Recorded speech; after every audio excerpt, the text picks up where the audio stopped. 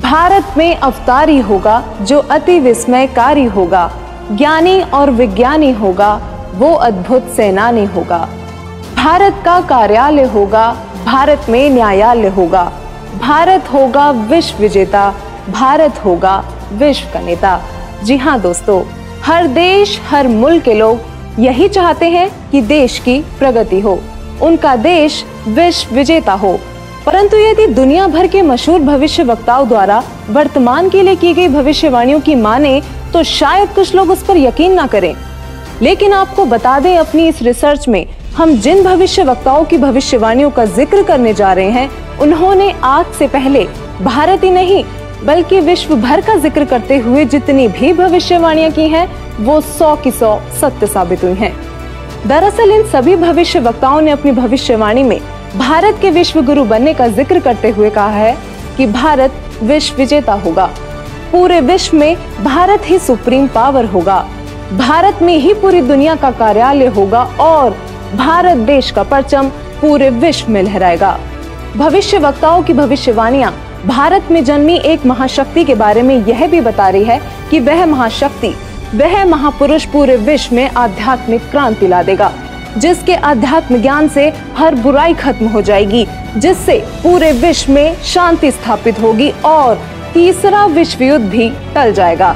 नमस्कार दोस्तों, आज हम आपके सामने ऐसे महान भविष्य वक्ताओं की भविष्यवाणी लेकर आए हैं जिन्होंने समय से पहले समय की तस्वीर दिखा दी थी, जिनके धुंधले प्रतिबिंब आज स्पष्ट रूप से दिखाई दे रहे हैं। जी हाँ, आज हम आपके सामने एक ऐसे रहस्य का खुलासा करने जा रहे हैं जो एक विचित्र बदलाव की ओर संकेत करता है, एक ऐसा दौर जो विश्व में मानवता और शांति को मुकम्मल करेगा। भविष्यवाणियों के अनुसार लोगों में एक नए तरह का आध्यात्मिक झुकाव देखने को मिलेगा और यह एक आध्यात्मिक संत उस महापुरुष की जागृति से संभव होगा। वो इतना शक्तिशाली होगा कि जमीन से अर्श तक उस महाशक्ति की ही शफ़क़त होगी। जो दृश्य महान भविष्य वक्ताओं ने दिखाया है उस पर विश्वास करना आसान नहीं था। कहते हैं सांच को आंच नहीं लेकिन प्रमाणित करना नागुज़ीर है। यकीन मानिए, जब हमारी टीम ने इस पड़ताल का सफर शुरू किया तो एक नहीं दो नहीं बल्कि बहुत सारे भविष्य वक्ताओं की भविष्यवाणी में उस महापुरुष और महाबदलाव का जिक्र मिला, जिसके बाद उन्हीं सब भविष्यवाणियों को आधार बनाकर हमारी टीम ने उस महापुरुष की खोज शुरू कर दी। दोस्तों, हमारी इस रिसर्च में समय और कठिन परिश्रम लाजमी था, लेकिन परिणाम निराशाजनक नहीं थे। हमने सभी प्रमाण इकट्ठे किए और भविष्यवाणियों से मिलान करने के बाद अब हम उन्हें आपके सामने लेकर आए हैं। हमारी टीम ने तो पता लगा लिया था, मगर अब वक्त था तो जनता को उस महापुरुष के बारे में अवगत करवाने का। हमारी पड़ताल का निष्कर्ष कुछ ऐसा था कि जिसे जानकर हमारी टीम भी चौंक गई थी और अब ये पड़ताल आपके भी होश उड़ा देगी। तो वीडियो छोड़कर कहीं जाइएगा मत। दोस्तों, वो महापुरुष हम सबके बीच मौजूद है। वीडियो को अंत तक देखिए और जानिए कि कौन है वो महाशक्ति। दोस्तों, बहुत से लोगों ने इन भविष्यवाणियों को अपने हिसाब से किसी किसी पर सेट करने की कोशिश की है। कुछ लोग ओशो को वह महाशक्ति बताते हैं तो कुछ जय गुरुदेव पंथ के प्रवर्तक श्री तुलसीदास जी को, कुछ भारत के माननीय प्रधानमंत्री श्री नरेंद्र मोदी जी पर ये भविष्यवाणी सेट करते हैं तो कुछों ने अन्य संतों व राजनेताओं पर सेट करने की कोशिश की है। लेकिन वास्तव में ये सभी भविष्यवाणियां बिल्कुल फिट किस महापुरुष पर बैठती है, यह जानकारी आपको हमारी रिसर्च को देखने के बाद खुद ब खुद मिल जाएगी। सबसे पहले हम आपको कुछ ऐसे महान भविष्य वक्ताओं की भविष्यवाणियों से रूबरू करवाते हैं जो अपनी सटीक भविष्यवाणी से विश्व विख्यात हैं। हमारे पहले महान भविष्य वक्ता हैं इंग्लैंड के विलियम जॉन वार्नर हैमॉन उर्फ कीरो, जिनको दुनिया के मशहूर हस्तरेखा विज्ञानी के तौर पर जाना जाता है। भारत की आजादी व भारत के उज्जवल भविष्य की सटीक भविष्यवाणी करने वाले कीरो विश्व में होने वाले इस परिवर्तन को किस तरीके से देख रहे थे, आइए जानते हैं।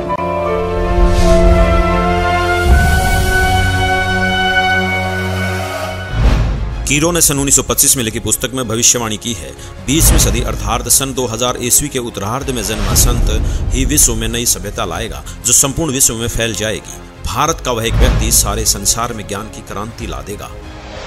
इंग्लैंड के भविष्यवक्ता कीरो की भविष्यवाणी से हमें एक संकेत मिला कि जिस महापुरुष पर ये भविष्यवाणियां सेट होनी है, उनका जन्म 1950 के बाद का होना चाहिए। तो चलिए अब चलते हैं नॉर्वे के श्री आनंद आचार्य जी की भविष्यवाणी की ओर, जिन्होंने पूरे गर्व के साथ अपनी भविष्यवाणी में भारत का जिक्र किया है।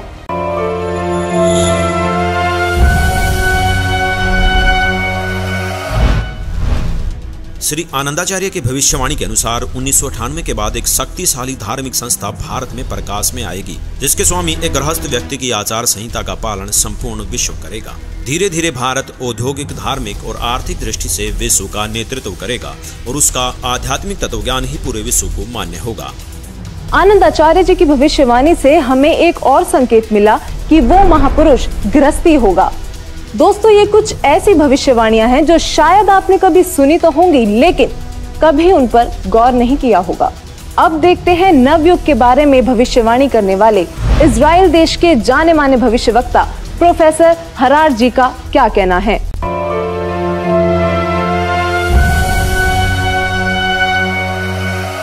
प्रोफेसर हरार। इजराइल के प्रोफेसर हरार के अनुसार भारत देश का एक दिव्य महापुरुष मानवतावादी विचारों से सन 2000 ईस्वी से पहले आध्यात्मिक क्रांति की जड़ें मजबूत कर लेगा। वह सारे विश्व को उनके विचार सुनने को बाध्य होना पड़ेगा।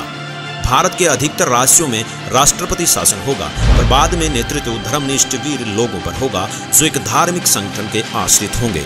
अब बारी आती है फ्रांस के प्रसिद्ध भविष्यवक्ताओं की, जिनकी भविष्यवाणियां एकदम सटीक मानी जाती हैं। जो उन्होंने कह दिया वो पत्थर की लकीर हो गया। तो आइए देखते हैं कौन है ये भविष्यवक्ता और क्या थी इनकी भविष्यवाणियां। तो चलिए सबसे पहले बात करते हैं फ्रांस के महान भविष्यवक्ता डॉक्टर जूलेवर्न की।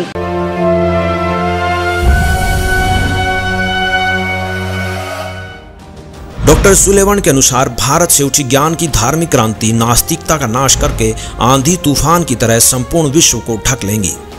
उस भारतीय महान आध्यात्मिक व्यक्ति के अनुयायी देखते देखते एक संस्था के रूप में आत्म शक्ति से संपूर्ण विश्व पर प्रभाव जमा लेंगे। डॉक्टर जूलेवर्न ने भी उस महापुरुष का जिक्र करते हुए भारत का नाम लिया है।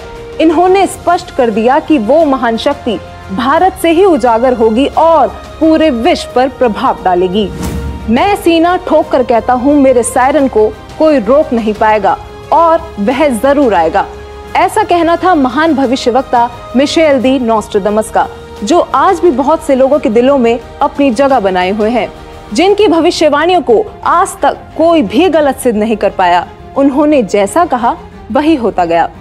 नोस्ट्राडामस ने अपनी भविष्यवाणी में होने वाले इस महान परिवर्तन की तफसील से व्याख्या की है। तो आइए देखते हैं क्या कुछ बताया उन्होंने अपनी भविष्यवाणी में।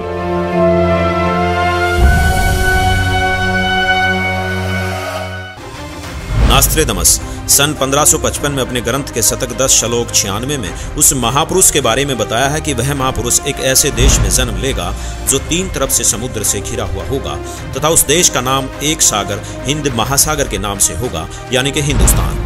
दोस्तों, विश्व में हिंदुस्तान ही ऐसा देश है जो 3 ओर से सागर से घिरा है तथा हिंदुस्तान ही एकमात्र देश है जिसका नाम किसी सागर के नाम से मेल खाता है, हिंद महासागर। फिर शतक 20 श्लोक 25 में कहा है कि वो महापुरुष हिंदुस्तान में पैदा होगा। वह महापुरुष एक ऐसे प्रांत में जन्म लेगा जिसमें 5 नदियां बहती हों। यह उल्लेख उन्होंने शतक 1 श्लोक 50 में किया है। दोस्तों, हिंदुस्तान में पंजाब ही एकमात्र ऐसा प्रांत है जिसमें 5 नदियां बहती हैं, जिनके नाम आपके सामने हैं। नदियों के नाम हैं सतलुज, व्यास, रावी, झेलम और चेनाब। नोस्ट्राडामस ने शतक 5 श्लोक 41 में बताया है कि उस महापुरुष द ग्रेट शायरन की 4 संतानें होंगी, जिसमें 2 पुत्र और 2 पुत्रियां होंगी। उस महापुरुष के बारे में एक रहस्य उद्घाटन करते हुए नोस्ट्राडामस ने शतक 5 श्लोक 41 में लिखा है कि उस महापुरुष की माताएं 3 बहनें होंगी। नोस्ट्राडामस ने शतक 6 श्लोक 70 में लिखा है कि मैं छाती ठोक कर कहता हूँ कि वह महापुरुष ऐसा ज्ञान बताएगा जो आज से पहले किसी ने नहीं सुना होगा। उसके ज्ञान को सुनकर सभी विद्वान कहलाने वाले धर्मगुरुओं को नतमस्तक होना पड़ेगा। एक बेहद हैरान कर देने वाली भविष्यवाणी नोस्ट्राडामस ने उस महान पुरुष को लेकर करते हुए शतक 1 श्लोक 50 में कहा है कि उस महापुरुष को देशद्रोह अथवा राष्ट्रद्रोही समझकर लोग नफरत करेंगे, लेकिन बाद में सच्चाई जानने के बाद उससे बेहद प्रेम करेंगे। उसके द्वारा स्थापित आदर्श और विचारों का बोलबाला हर जगह हो जाएगा। नोस्ट्राडामस ने शतक 20 श्लोक 25 में कहा है कि वह न तो क्रिश्चियन ईसाई होगा न मुसलमान होगा, वह केवल हिंदू ही होगा। शतक 6 श्लोक 17 में नास्त्रोदामस ने कहा है कि वह महापुरुष पूरे विश्व का संचालक होगा, वह महापुरुष विश्व विजेता होगा। शतक 2 श्लोक 79 में बताया है कि वह महापुरुष अपनी सत्य साधना बताएगा तथा इस क्रूर भूमि अथवा काल लोक से मुक्त करवाएगा। शतक 1 श्लोक 50 में कहा है कि वह महान पुरुष अपने ज्ञान के बल से सब राष्ट्रों को नतमस्तक कर देगा। मैं नास्त्रोदामस आपको स्पष्ट कर दूं कि उस महान संत की उपेक्षा न करें। उस महान संत को आराध्य देव मानकर उसकी पूजा करना आपके लिए बहुत हितकारी होगा, क्योंकि वह आदि पुरुष परमेश्वर का अंश, दुनिया का तारणहार होगा। प्रसिद्ध भविष्यवक्ता नॉस्ट्राडामस जी की भविष्यवाणी से काफी हद तक यह स्पष्ट हो गया था कि उस महापुरुष की क्या पहचान है। हमारी टीम ने उनके बताए हुए हर उस पॉइंट को नोट किया जो हमें महापुरुष की ओर ले जा सकते थे, और इन सभी तथ्यों को मद्देनजर रखते हुए हम आगे बढ़े और अपनी पड़ताल में अन्य भविष्यवक्ताओं की भविष्यवाणियां भी खंगालना शुरू किया। विकसित तथा विकासशील देशों में शुमार अमेरिका, वहां पर भी भारत और उस अवतारी पुरुष का जिक्र हुआ। तो चलिए अब रुक करते हैं अमेरिका के भविष्यवक्ताओं की भविष्यवाणियों का, जो इस प्रकार हैं। अमेरिका के न्यू जर्सी शहर की मूर्धन्य भविष्यवक्ता फ्लोरेंस, जो कि अपनी सटीक भविष्यवाणी से विश्व प्रसिद्ध हैं तथा जिनकी भविष्यवाणियों से भारत उम्मीद की किरण नजर आता है। दरअसल इस महिला भविष्यवक्ता ने उस महापुरुष के बारे में ऐसे ऐसे रहस्य खोले हैं जिन्हें सुनकर आप भी अचंभित रह जाएंगे। यह अक्सर उस महापुरुष को ध्यान लगाते समय देखा करती थी। तो आइए जानते हैं उन्होंने उस महापुरुष के बारे में क्या क्या रहस्य खोले हैं।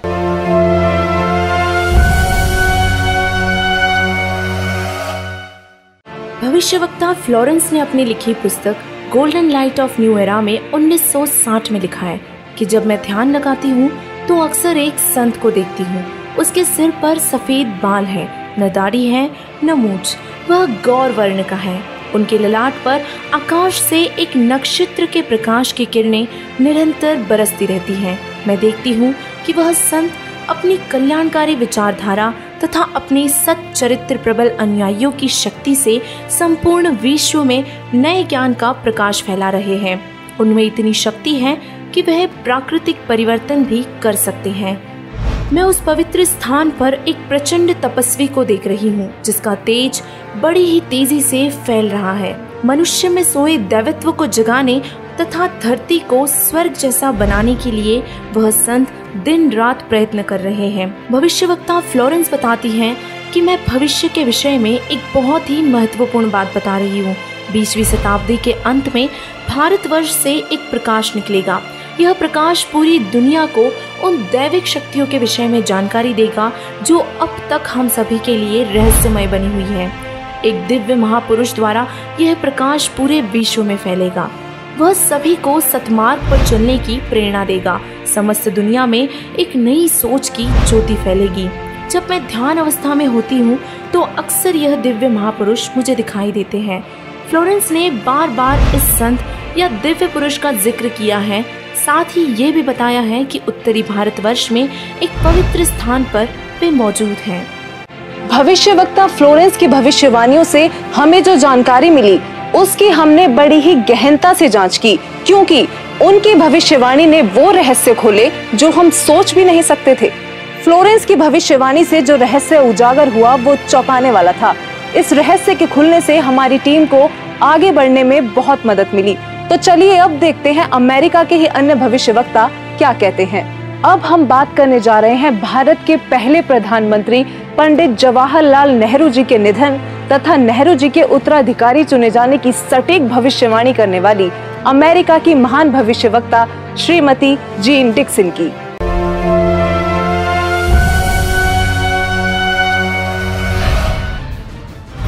अमेरिका की महिला भविष्यवक्ता जीन डिक्सन में भविष्य दर्शन की जबरदस्त प्रतिभा थी। उनके अनुसार 20वीं सदी के अंत से पहले विश्व में एक घोर हाहाकार तथा मानवता का संहार होगा। वैचारिक युद्ध के बाद आध्यात्मिकता पर आधारित एक नई सभ्यता संभवतः भारत के ग्रामीण परिवार के व्यक्ति के नेतृत्व में जमेगी और संसार से युद्ध को सदा सदा के लिए विदा कर देगी। जीन डिक्सन की भविष्यवाणी से हमें एक और संकेत मिला कि वो महापुरुष ग्रामीण परिवार से होगा। जिसके अभिनेतृत्व में भारत भौतिक, आध्यात्मिक तथा राजनीतिक दृष्टि में तीव्रता से प्रगति करेगा।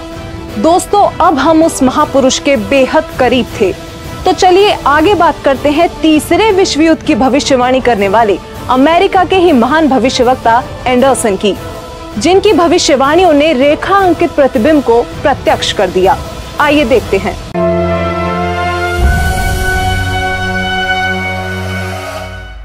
21वीं सदी में भारत के देहात का एक धार्मिक व्यक्ति एक मानव, एक भाषा और एक झंडे की रूपरेखा का संविधान बनाकर संसार को सदाचार, उदारता, मानवीय सेवा व प्यार का सबक देगा। एंडरसन जी की भविष्यवाणी भी 21वीं सदी की ओर संकेत कर रही थी, जिस दौरान वो महापुरुष एक भाषा, एक मानव तथा एक झंडे की रूपरेखा रखेगा। इतने संकेत मिलने के बावजूद भी हमने अन्य भविष्यवक्ताओं की भविष्यवाणियां देखना जारी रखा और अब हमारे सामने आती है हंगरी की महान भविष्यवक्ता बोरिस्का की भविष्यवाणी।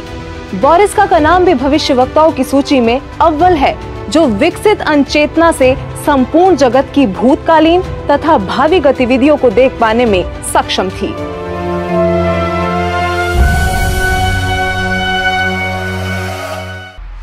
हंगरी की ज्योतिषी बोरिस्का के अनुसार इस आध्यात्मिक व्यक्ति के बड़ी संख्या में छोटे छोटे लोग ही अनुयायी बनकर भौतिकवाद को आध्यात्मिकता से बदल देंगे। मैं जानती हूँ कि जरूर इस वक्त आपके जहन में बहुत सारे सवाल आ रहे होंगे, लेकिन फिर भी बस एक बार धैर्य पूर्वक इस पूरी पड़ताल को देखते रहिए। यकीनन आपके सारे सवालों के जवाब आपको खुद ब खुद मिल जाएंगे। तो आइए आगे बढ़ते हैं और बात करते हैं महान भविष्यवक्ता वेजलेटिन की, जिनकी भविष्यवाणियां अक्सर अविश्वसनीय तथ्यों की उद्घोषणा करती हैं और जब वह पूर्ण सिद्ध होती हैं तो लोग विस्मित रह जाते हैं।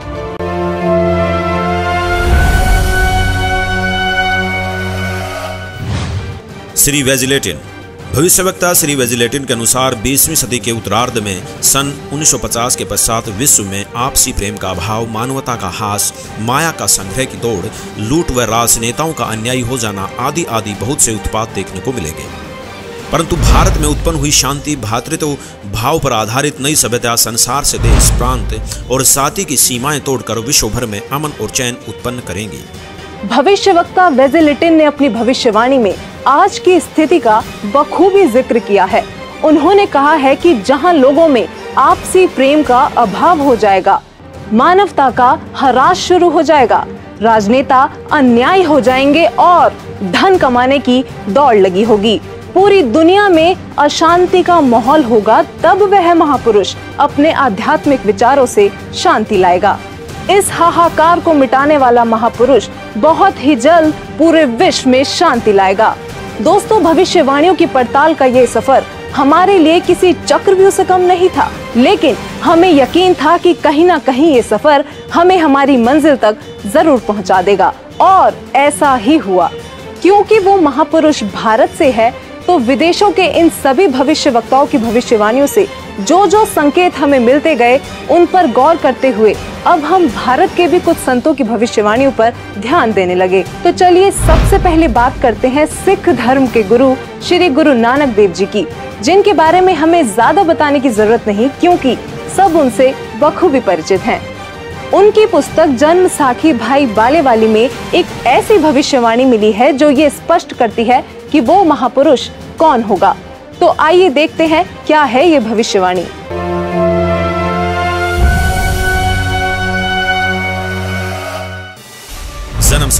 जन्म साखी भाई बालेवाली, जिसके प्रकाशक हैं भाई सवाहर सिंह एंड कंपनी, पुस्तक वाले बाजार, माई सेवा, अमृतसर, पंजाब।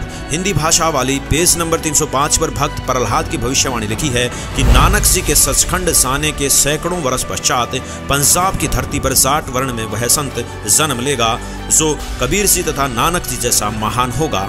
उसका प्रचार क्षेत्र बरवाला शहर होगा। दोस्तों, जन्म साखी भाई बालेवाली में लिखी भविष्यवाणी से ये स्पष्ट हो गया कि वो संत जाट वर्ण का होगा और उसका प्रचार क्षेत्र बरवाला होगा। आरिफ का चेहरा प्रत्यक्ष दिखाई दे रहा था।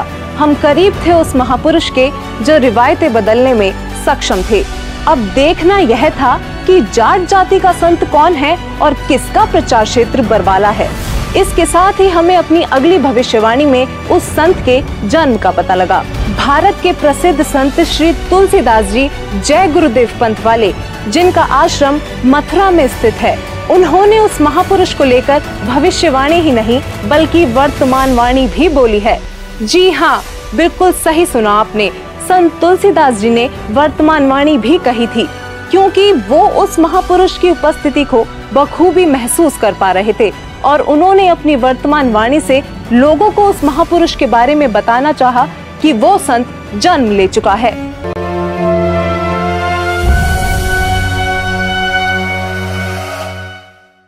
श्री तुलसीदास जी उर्फ जय गुरुदेव जी ने 7 सितंबर 1971 में भविष्यवाणी की थी, जो अपनी शाकाहारी पत्रिका में पेज नंबर 50 में लिखी है कि वह अवतार जिसकी लोग प्रतीक्षा कर रहे हैं वह 20 वर्ष का हो चुका है। यदि उसका पता बता दूं तो लोग उसके पीछे पड़ जाएंगे। अभी ऊपर से बताने का आदेश नहीं हो रहा है। मैं समय का इंतजार कर रहा हूँ। सभी महापुरुषों ने समय का इंतजार किया है और समय आने पर सबको सब कुछ मालूम हो जाएगा। श्री तुलसीदास जी द्वारा 28 अगस्त 1971 को की गई भविष्यवाणी अनुसार महापुरुष का जन्म भारतवर्ष के एक छोटे से गांव में हो चुका है और वह व्यक्ति मानव इतिहास का सबसे महत्वपूर्ण व्यक्ति बनेगा। उसे जनता का इतना बड़ा समर्थन प्राप्त होगा कि आज तक किसी को नहीं मिला है। वह महापुरुष नए सिरे से विधान को बनाएगा और वह विश्व के संपूर्ण देशों पर लागू होगा। उसका एक झंडा होगा, उसकी एक भाषा होगी। शाकाहारी पत्रिका का उपरोक्त वर्णन पुस्तक जय गुरुदेव की अमृतवाणी भाग 2 के 50 तथा 59 पर लिखा है, जिसकी लेखिका हैं दिव्या शर्मा तथा मुद्रक हैं अर्जेंट प्रिंटिंग प्रेस, पुराना बस स्टैंड, मथुरा।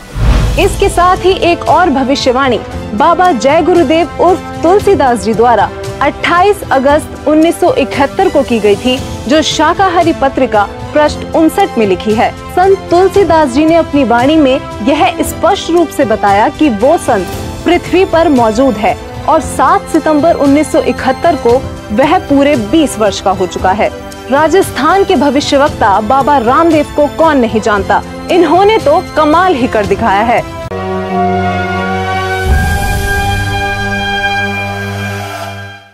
बाबा रामदेवरा जी ने अपनी पुस्तक 24 प्रमाण में लिखा है कि वो संत जाट जाति से होगा, वह तारणहार कलयुग में सतयुग लाएगा। उस संत की एक पहचान और भी होगी कि वह कबीर देव के गुण गाएगा।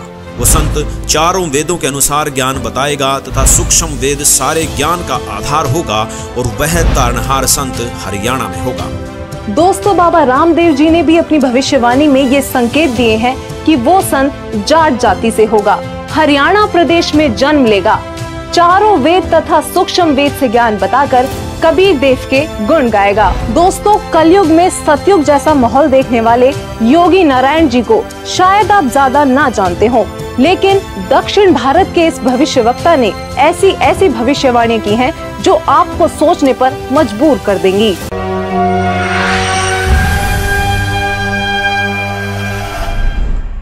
दक्षिण भारत के कर्नाटक के योगी नारायण जी ने अपनी पुस्तक काल ज्ञान में उस महापुरुष के साथ साथ उनके द्वारा लाए जाने वाले राम राज्य का भी जिक्र किया है।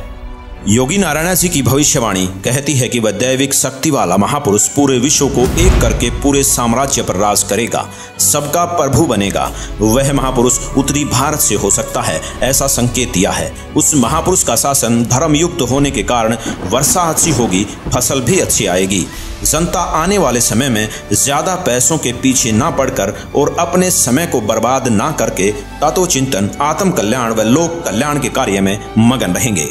वो सदियों से ठीक ना होने वाली बीमारी को प्रारब्ध के पाप का फल बोलते हैं, लेकिन उसके द्वारा दिए गए तारक मंत्र से उनके साम्राज्य में आपको प्रारब्ध कर्म के पाप का फल नहीं भोगना होगा और किसी भी प्रकार के असाध्य रोग ठीक हो जाएंगे।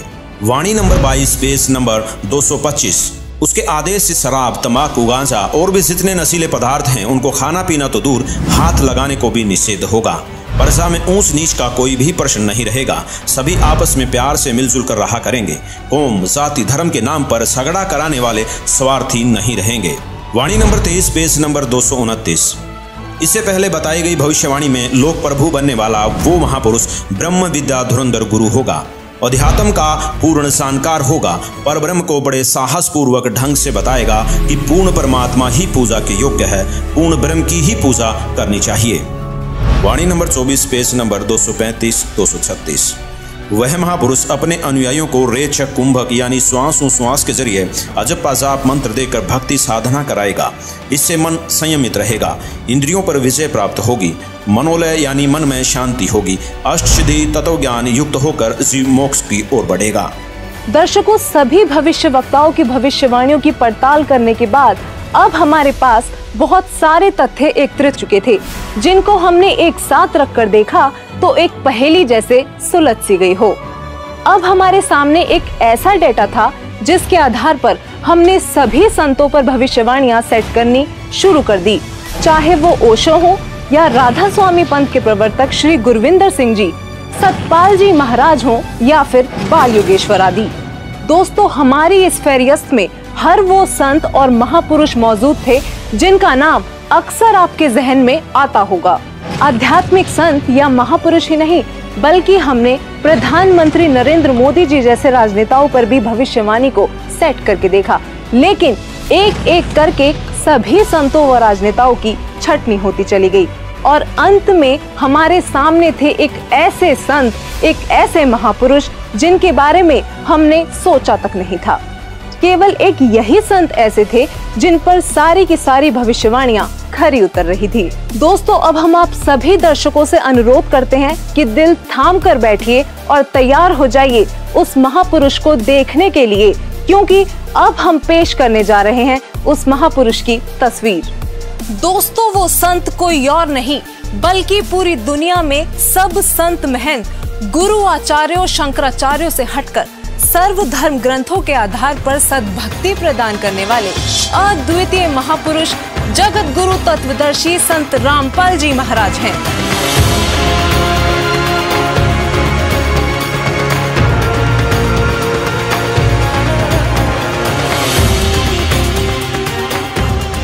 जी हाँ, यही है वो महापुरुष जिनके विषय में देश और विदेशों के महान भविष्यवक्ताओं ने भविष्यवाणियां की हैं। दोस्तों, हमने इस सफर की शुरुआत में ही बताया था कि परिणाम आपको चौंका देगा।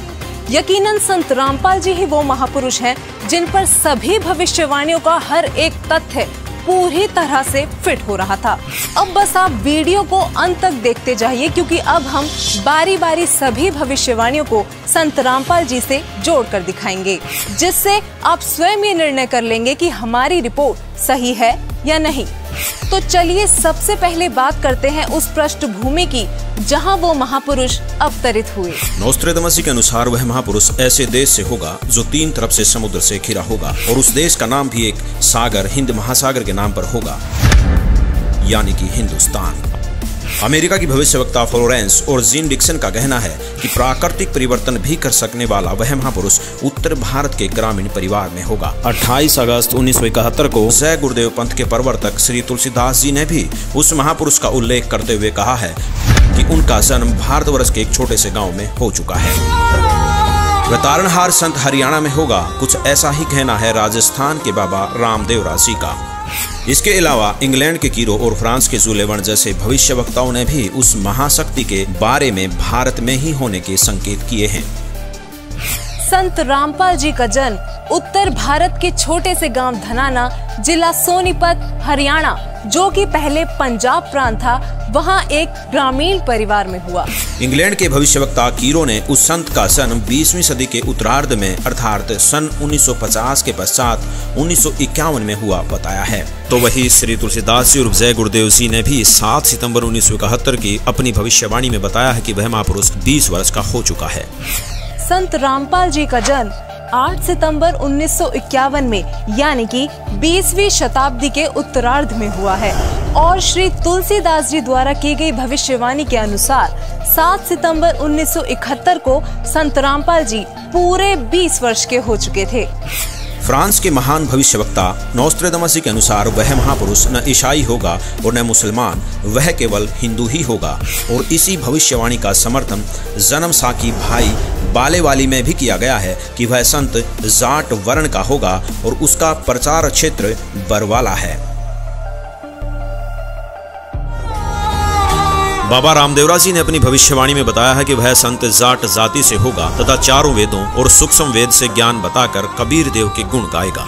यहाँ संत रामपाल जी ही विश्व में एकमात्र ऐसे संत हैं जो हिंदू धर्म में जाट जाति से बिलोंग करते हैं और जिनका प्रचार क्षेत्र भी सतलोक आश्रम बरवाला, जिला हिसार, हरियाणा रहा है। वो सभी धर्म ग्रंथों के आधार पर कबीर देव जी का गुणगान करते हैं। नॉस्ट्रेडमस के अनुसार उस महापुरुष की 4 संतानें होंगी और उनकी माताएं 3 बहनें होंगी। यहाँ नॉर्वे के आनंदाचार्य जी ने भी यही बताया है कि वह महापुरुष एक गृहस्थ व्यक्ति होगा।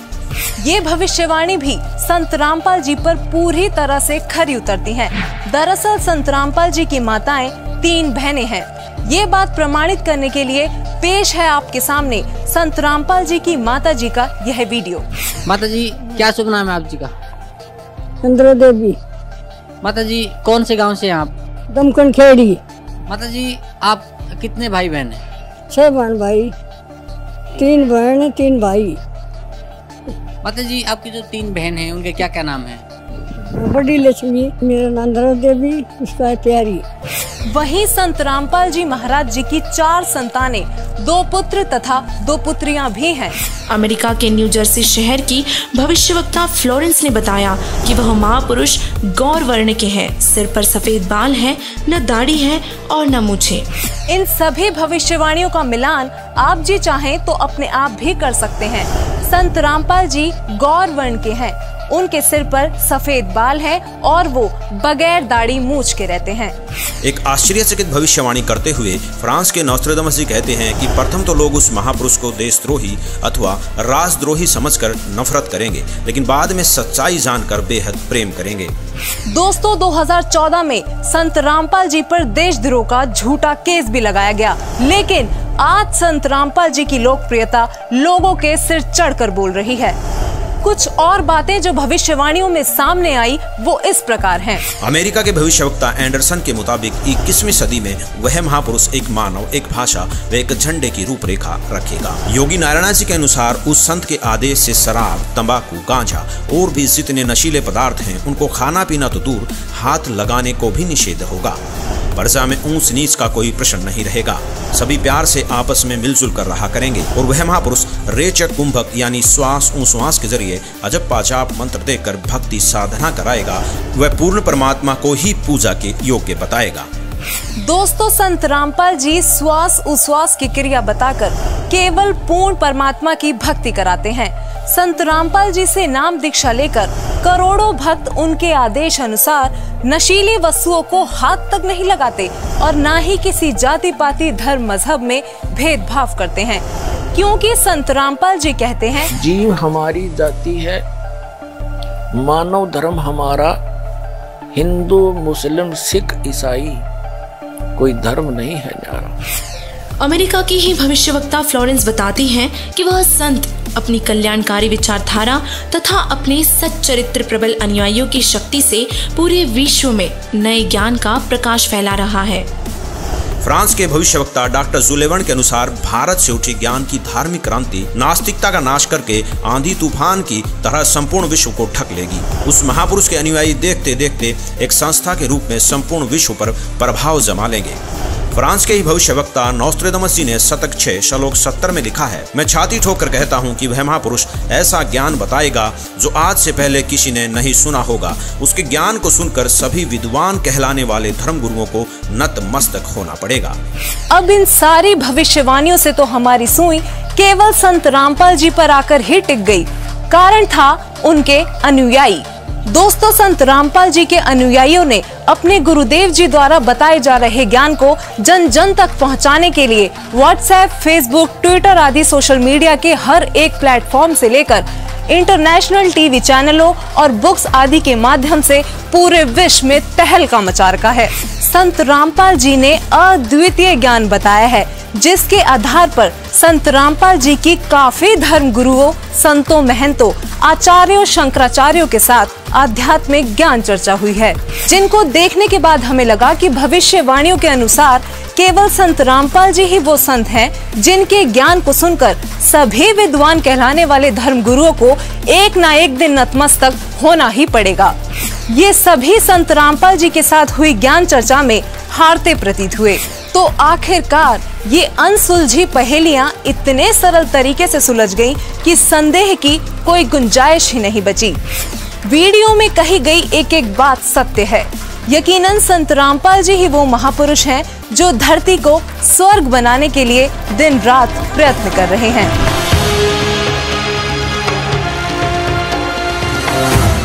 पर में पंथ प्रगट हो वाणी, ये वर्मा पंथ गरीबदास के पंथ में कहते मेरी महिमा की वाणी, मेरी लीला की वाणी पुनः प्रगट होगी उसके द्वारा, और शब्द हमारे का निर्णय ठानी। वर में पंथ प्रगट हो वाणी, हवे वाणी ये हवे है, और शब्द हमारे का निर्णय ठानी।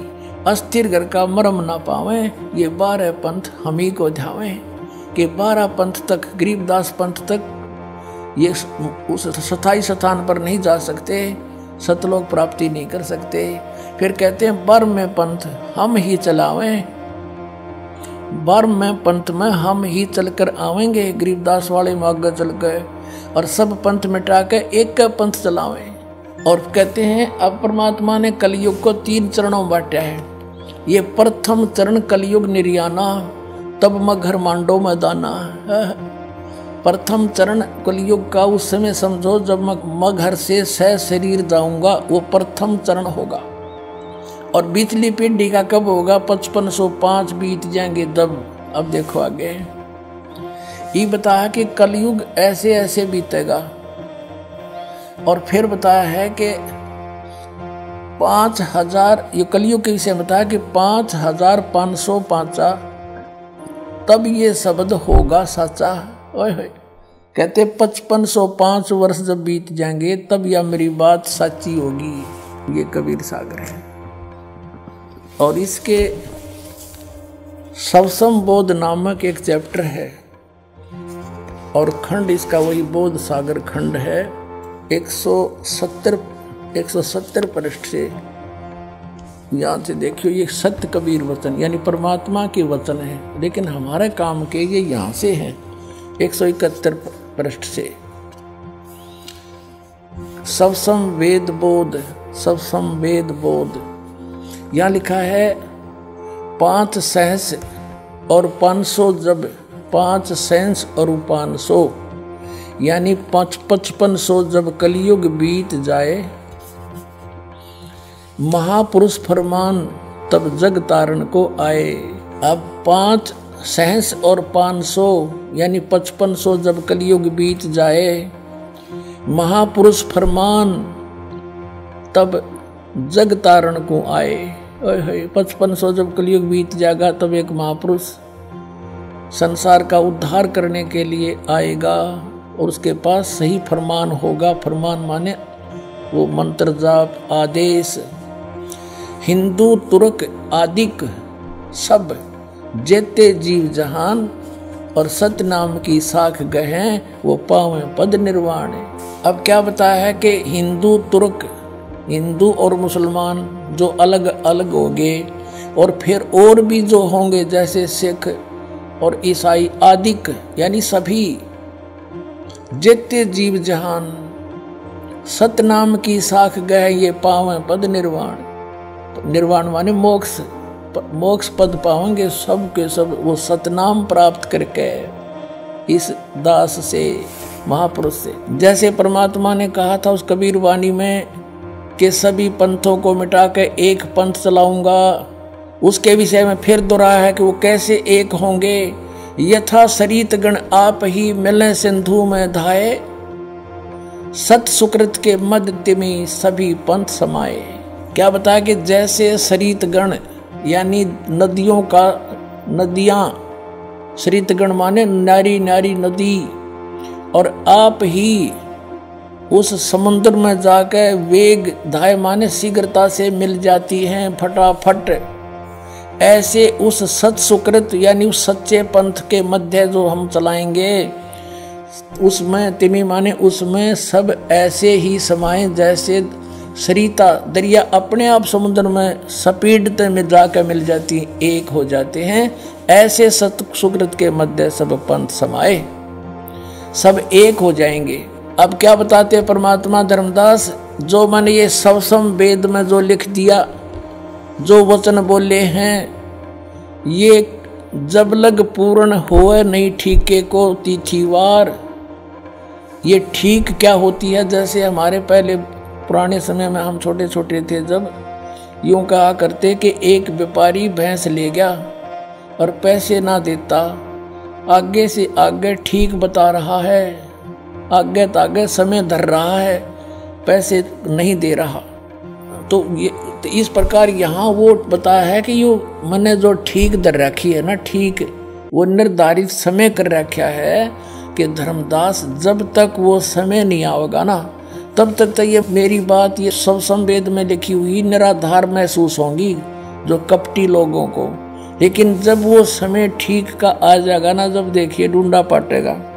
अब देखो, अब हम फिर आगे कि जब लग पूर्ण होए नहीं ठीक को तिथिवार और कपट चातुरी तब लो यो सब संवेद निर्धार है। कहते हैं तब तक तो मेरे द्वारा ये बात कही गई सब संवेद वाली, ये गुप्त ज्ञान, सब संवेद माने गुप्त ज्ञान जो पहले भी अब भी कहा है, तो ये निराधार महसूस होगा जब लग पूर्ण होए नहीं ठीका, जो ठीक को तिथिवार यानी ठीक उस निर्धारित धरे हुए निर्धारित किए हुए समय की जो समय नहीं आएगा, तब तक तो मेरा यो ज्ञान निराधार महसूस होगा। जब वो समय आ जाएगा ठीक का, जो है ठीक का दिन आवंत, युगंत लिखा आवंत, तो क्या होगा? सब ही नारी नर शुद्ध, सब कपट छोड़ के बुराई त्याग देंगे सब नर नारी।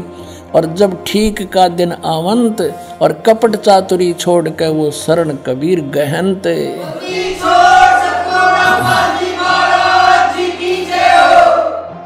पूरे विश्व में लिखा परमात्मा ने कि सब एक हो जाएंगे। क्या लिखा है कि एक अनेक हव गए और पुनः अनेक हो एक, हंस चले सतलोक को सब सत नाम की टेक। एक से हम अनेक बना दिए काल ने, हिंदू न्यारे, मुसलमान अलग, सिख न्यारे, ईसाई अलग से और नरे धर्म बना दिए और ये मजहब पंथ गणे बना दिए। कहते हैं जैसे हम एक से अनेक हो गए और पुनः फिर हम अनेक से एक होवांगे, पुनः अनेक हो एक और हंस चले सतलोक को सब सत नाम की टेक। के सभी के सभी सतलोक में चले जाएंगे सतनाम प्राप्ति करके इस दास से। इससे पहले राधा स्वामी पंथालय ने सतनाम का कह कह का भी पता कोई ना, ये काल के दूत थे इसलिए छुपा कर रखी भगवान ने, उनको सतनाम का नहीं पता यू खान का है पीण का।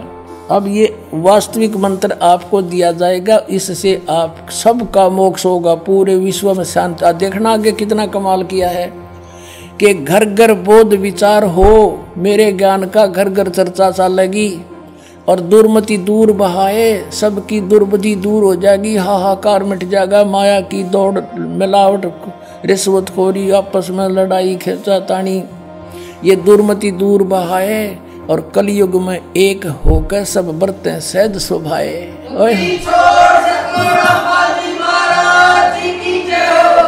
तो 2000 सन में 5508 वर्ष कलयुग बीत गया। अब हम पीछे चले 5505 निकालने के लिए। 1997 में 5505 कलयुग बीता, 1999 में 5507 हो गया और 1998 में 6 हो गया, 1997 में 5505 वर्ष कलयुग बीत गया। और उस समय इस दास को 1997 में 10 बजे इस शुक्ल फागुन की उत्तरते की एकम के दिन 1997 में दास को परमात्मा पुनः मिले थे। उसमें आदेश दे दिया था कि अब समय आ गया है इस सतनाम की को उजागर कर देने का, बेटा कर दे। और मुझसे कहा था कभी किसी को जिक्र ना करना कि मेरे मिलन का समय आने पर बता। लेकिन दास ने लिख दिया था एक पुस्तक में, अभी दिखाते हैं आपको, बहुत पहले। ये पुस्तक है आध्यात्मिक ज्ञान गंगा, ये सन 2009 से चल रही है और 2005 में दास ने एक पुस्तक लिखी थी भक्ति और भगवान, उसमें भी लिख दिया था। अब देखना, ये आध्यात्मिक ज्ञान गंगा ये यहाँ अपने इस दास के द्वारा इसका सब सदग्रंथों के आधार से, इसके आधार से ये बनाई है। अब इसके पृष्ठ नंबर 538 पे ये है आध्यात्मिक ज्ञान गंगा और यथार्थ कबीर पंथ परिचय नामक विषय है। 538 पर यहाँ देखा, मुझ दास रामपाल दास को परमेश्वर कबीर साहिब जी संवत 2053 फाल्गुन मास शुक्ल पक्ष एकम मार्च 1997 को दिन के 10 बजे मिले थे। सार शब्द की वास्तविकता तथा संगत को दान करने का सही समय संकेत देकर अंतर्ध्यान हो गए थे और इसको अगले आदेश तक रहस्य युक्त रखने का आदेश दिया था। किसको? कि मैं मिला।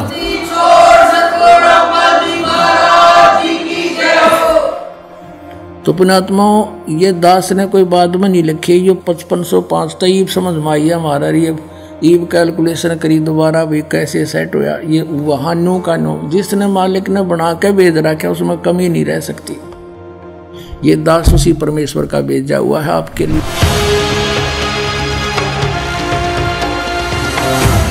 तो क्या संत रामपाल जी महाराज की शरण में आने के बाद आपको कोई लाभ हुए? संत रामपाल जी महाराज जी की शरण में आने से हमारे जो माइंड में प्रॉब्लम रहती थी वो सही हुई और हमारी बेटी की जो निमोनिया थी वो भी ठीक हुई। हमारी आर्थिक स्थिति ठीक हो गई। मेरे हस्बैंड की जॉब नहीं होती थी, उनकी जॉब पहले पानीपत में लगी, कॉन्ट्रैक्ट पे लगे थे, 2-2.5 साल तक रहे। आज वो परमानेंट जॉब पे करनाल में लगे हैं। आशीर्वाद मात्र से मेरे गले में जो कैंसर की गांठें थी वो बिल्कुल ठीक हो गई और मेरे दिल में छेद था वो भी संत रामपाल जी महाराज के आशीर्वाद मात्र से ही बिल्कुल ठीक हूँ मैं। छोटी मोटी बीमारी थी तो परमात्मा की दया से शरण में आने से संत रामपाल जी महाराज जी के वो भी बिल्कुल दूर हो गई, छोटी मोटी बीमारी जो थी। सदगुरु रामपाल जी महाराज की कृपा से यहाँ आने के बाद में ये नशा पता सब मेरा छूट गया, जबकि इतने कोशिश करने के बावजूद मैं नशे से एक पल भी दूर नहीं रहने पा रहा था। तो पहले बहुत नशे करता था, दारू गांजा भांग शराब जितने भी हैं टोटल नशे दास किया करता था। संत रामपाल जी की शरण में आने से पहले सबसे पहले तो मुझे एक लाभ हो गया, नशे छूट गए। कैंसर की बीमारी बिना ऑपरेशन बिना कुछ दवा के संत रामपाल जी महाराज जी ने चरणामृत प्रसाद दिया और आशीर्वाद दिया और भक्ति ज्ञान दिया और उसके बाद मैं तंदुरुस्त हूँ और दिन में अपना सब कुछ खाता हूँ, मुझे कोई समस्या नहीं है। सबसे बड़े लाभ ये हुआ है कि मेरे पापा जी हैं जिनको डायबिटीज़ बहुत ज़्यादा ही रहती थी कि 500 से नीचे उतरने वाली डायबिटीज़ आज एकदम नॉर्मल है। गुरुदेव संत रामपाल जी महाराज से नाम दीक्षा लेने के बाद सदगुरुदेव जी ने ऐसे दया करी कि जिस दिन मैंने नाम दीक्षा ली उसी दिन 5 साल से यानी रोटी नहीं खाई थी, लेकिन उसी दिन मैंने 4-5 रोटी खाई और मेरा जलन का रोग समाप्त होने लगा।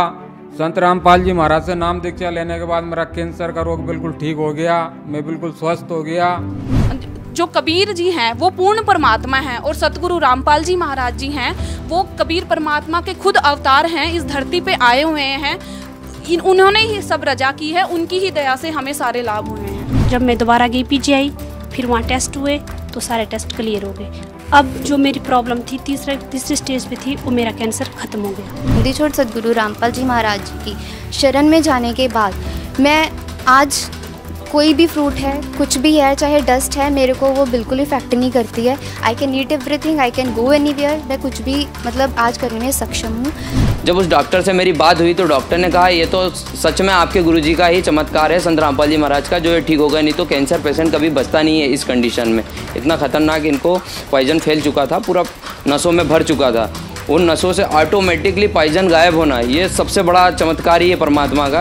और जब से मैं संत रामपाल जी महाराज की शरण में आई हूँ मेरा 1 रुपया नहीं गया। आज 4 साल हो रहे हैं लगभग, मैंने कोई दवा भी नहीं खाई है, कोई भी नहीं। इवन मुझे सर्दी खांसी और बुखार भी नहीं होता। जगत गुरु तत्वदर्शी संत रामपाल जी महाराज जी के इस महान मिशन को सफल बनाने के लिए करोड़ों लोग उनके साथ जुड़ रहे हैं। हमारी टीम का भी आप सभी से यही अनुरोध है कि दुनिया में महापुरुष कभी कभार ही आते हैं, इसलिए आप भी संत रामपाल जी महाराज जी के सत्संग सुनिए और शीघ्र अतिशीघ्र उनसे जुड़कर नाम दीक्षा लेकर अपना व अपने प्रियजनों का कल्याण करवाएं। धन्यवाद।